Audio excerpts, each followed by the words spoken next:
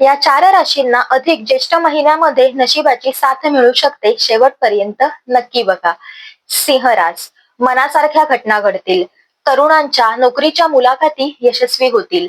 पौर्णिमा आनंदाची जाईल. नवविवाहितांचे प्रश्न सुटतील आणि महिन्याच्या उत्तरार्धामध्ये विशिष्ट प्रवासातील कामे यशस्वी होतील.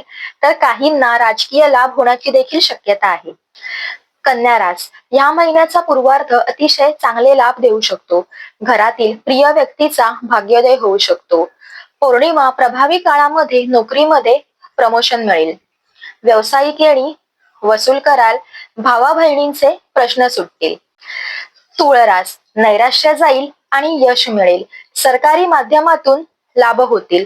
पौर्णिमेच्या प्रभावी काळामध्ये जुगार खेळणं टाळा. उत्तरार्धामध्ये तरुणांना शिक्षण, नोकरी आणि विवाहासंबंधित उत्तम यश मिळेल.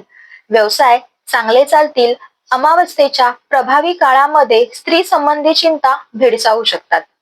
वृश्चिक रास, भावनेचा उद्रेक टाळा. जुन्या गुंतवणुकीमधून लाभ होऊ शकतो.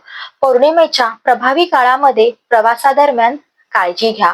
ह्या महिन्याच्या उत्तरार्धामध्ये गुरु आणि शुक्राच्या सहयोगामुळे आनंदाची बातमी मिळेल. आर्थिक संकट टळेल. अमावस्येच्या वेळेला थोडाफार शारीरिक त्रास होऊ शकतो. बाकीच्या राशींची माहिती पुढील भागात दिली जाईल. अशाच प्रकारच्या माहितीसाठी आमचं चॅनल नक्की फॉलो करा. धन्यवाद.